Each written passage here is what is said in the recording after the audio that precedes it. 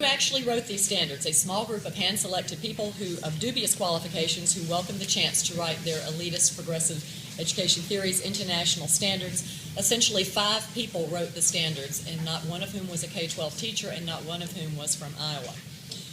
The federal government then assumed the role of enforcer by offering massive amounts of stimulus money to the states that would adopt the national standards, that would sign on to the aligned national test, and that would build out massive student databases. So Iowa agreed to do all this. They signed on the dotted line before the standards were even released for only one reason, and that was to have a shot at the federal money, and Iowa did not even get that. Second, despite the insistence of Common Core proponents, these standards will inevitably drive curriculum because that is the point of standards. There's a report in my testimony that I will show you called The Road to a National Curriculum, where it is laid out exactly how that happens.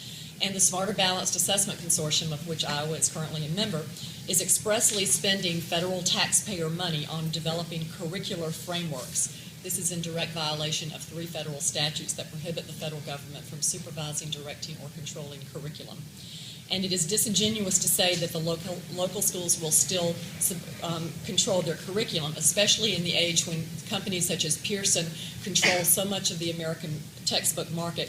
You're essentially reduced to choosing one Common Core aligned Pearson textbook over another Common Core aligned Pearson textbook, and that is hardly meaningful control of curriculum. Third, the Common Core mandates a type of teaching, essentially the old discredited outcome-based education, that has done nothing to enhance education and much to harm it. Under this model, academic knowledge is to be diminished. The idea seems to be if you want to know something, you can Google it. But much focus during school time is to be on these fuzzy 21st century skills, such as vague concepts, collaboration, communication, leadership. By devoting so much time not to instilling knowledge, but rather to cultivating these government-approved habits of mind, Common Core enforces mediocrity. But it will be across-the-board mediocrity, so it won't be obvious to the casual observer. And this is one way to make the education system look better, but it's probably not the way that most Iowa parents would prefer. Fourth, the Common Core math standards are designed to prepare students only for non-selective community colleges, not selective universities. Jason Zimba, who's one of the 3 men who wrote the math standards, admitted at a meeting in Massachusetts in 2010 that these standards are not designed to prepare students for STEM, science, technology, engineering, and math studies. And they don't do that because, number one, they place the Algebra 1 course in 9th grade in high school, not in 7th or 8th grade as our international competitors do, such as Singapore and Taiwan. This means that a student who is on the regular Common Core track, and most of them will not be able to get to calculus by senior year of college. The second reason, by senior year of high school. The second reason the math standards shortchange college-bound students is that the standards stop with Algebra 2. There is little trigonometry, no pre-calculus, and no calculus in the standards. And federal statistics show that less than 40% of students who stop with Algebra 2 in high school ever go on to earn a bachelor's degree. Even if there is an accelerated track, which a lot of state departments of education say they're going to do, that track will, as a practical matter, be available to the students who have academic parents at home who can help them or whose parents can afford tutoring. What will that do to the achievement gap? Jason Zimba also said last summer, if you want to take calculus your freshman year in college, you will need to take more mathematics than is in the Common Core. And the College Board vice president who's in charge of the AP Calculus course said that course will probably go away because it's in conflict with the Common Core. In other words, Common Core does not get students that far. Fifth, in the early grades, Common Core math recycles the discredited fuzzy math approaches of decades ago. They delay the teaching of the standard algorithms, the way we all learned math, in favor of requiring young students to learn cumbersome and confusing alternative approaches. This allows the Common Core creators to claim they're engendering deeper learning or higher order thinking. In fact, they're simply resurrecting failed progressive strategies that have never worked anywhere. And in fact, these strategies of using alternative approaches and explaining your answers rather than actually working math problems are exactly the opposite of what the high-performing countries do.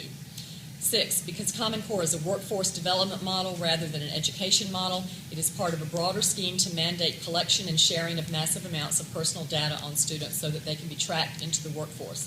The federal government suggests collecting over 400 data points on each child. We don't know how much Smarter Balanced will demand because that test is not out yet and they haven't told us what it's going to be.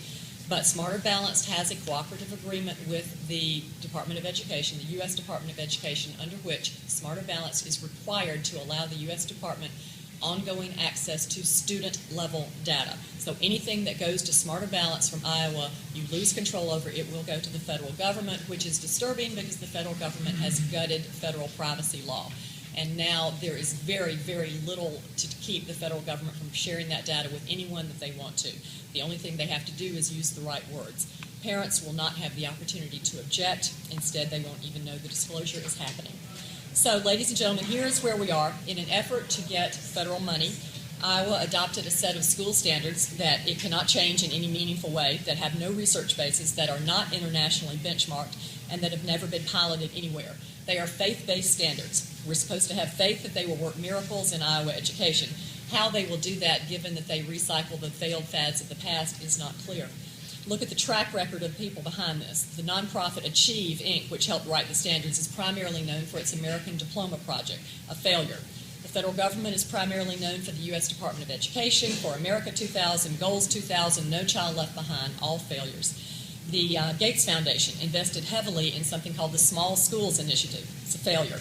NGA and CCSSO can point to not one successful education initiative in their history, and now we are supposed to believe that this time these people have it right. Well, Michael Cohen, who is the head of Achieve, said in testimony in New York a few months ago, the full effects of the Common Core won't be seen until an entire cohort of students from kindergarten through high school graduation has been effectively exposed to Common Core teaching. So that's 13 years. We're supposed to do this experiment on our children for 13 years, and then we'll decide whether it worked or whether it didn't. We urge Iowa to be a leader in stepping back from the brink on this. Any necessary revisions of Iowa standards can be done by Iowa educators, answerable to Iowa parents and taxpayers. Your children deserve so much better than Common Core.